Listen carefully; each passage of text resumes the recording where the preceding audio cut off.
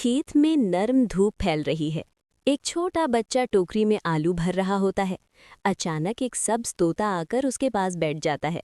अरे, तुम कहाँ से आए?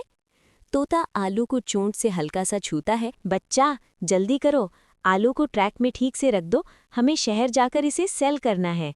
बिल्कुल दोस्त, अगर हमने अच्छी प्राइस में सेल कर लिया तो हम दोनों आइसक्रीम भी खाएंगे।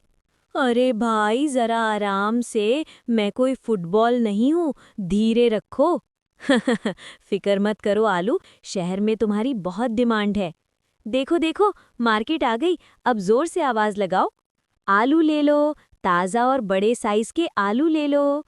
कितने का दिया बेटा? बस आंटी,